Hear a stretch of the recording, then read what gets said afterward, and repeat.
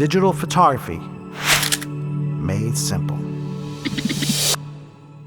Hi, welcome back to Digital 1-to-1. In this segment, we're going to be talking about how our macro feature works in our camera. Our macro feature, or sometimes referred to as close-up photography, allows us to capture precise detail within a close distance. But not all manufacturers give us a true macro lens. In fact, some of them are just close-up lenses. The symbol for the macro feature looks something like this.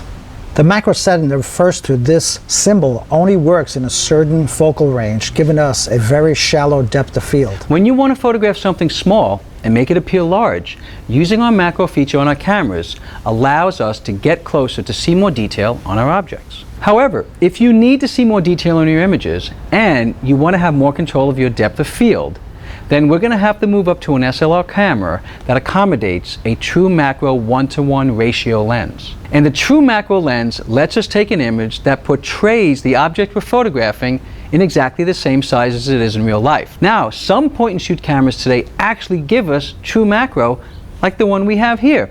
Hey, we have a sample to show you. Let's show you what we mean. And as we can see here, our watch image is the same size as the actual watch itself.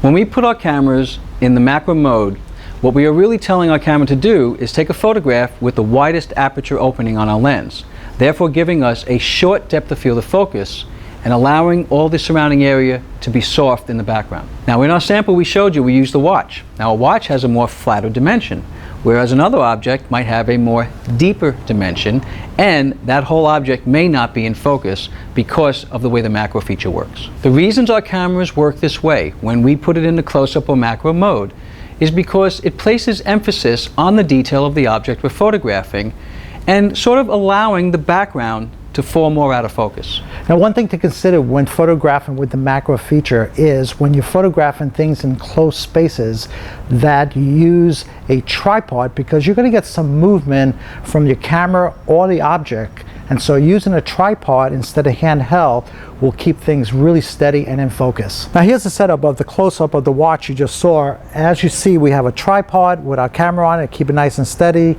and a nice clean background, so it makes that image of the watch pop right out. Now, of course, we love using our tripod because it does steady our image. And that's how a pro works. But you don't have to be a pro to think like one.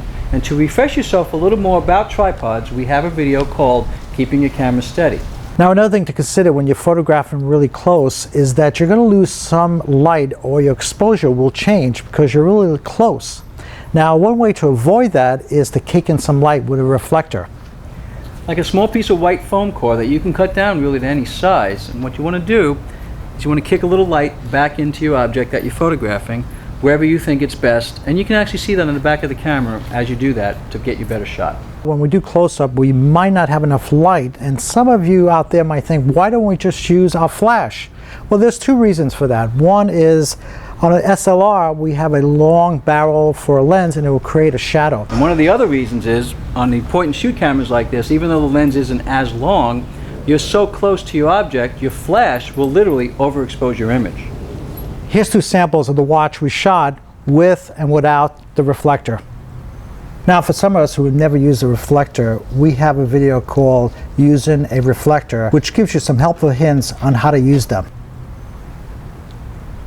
Finally, we like to eliminate as much camera shake as possible when we're taking our macro shots.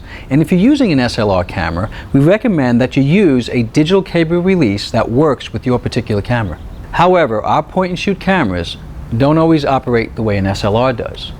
Very few may have a digital cable release, but most of them don't. But we have a trick that lets you operate these type of cameras in a very similar fashion. Now, the way we can do this is by using our camera's self-timer function.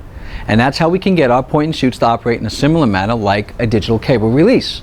Now, hey, we have another video that we can show you on using the self-timer like we told you about our other ones. The cool thing about the self-timer is now you get to use that 2-second self-timer that nobody ever really knows what to use, but when you're shooting macro, that's a perfect time because just enough time to get your hand away from the camera. I would encourage you to use those great tips that you just learned to get a more professional look when you're trying to show something online or maybe trying to sell something on eBay. And we're going to leave you with some sample images for a little inspiration on how to use the macro feature. So for more great tips on digital photography, look to us here on Digital 1-to-1.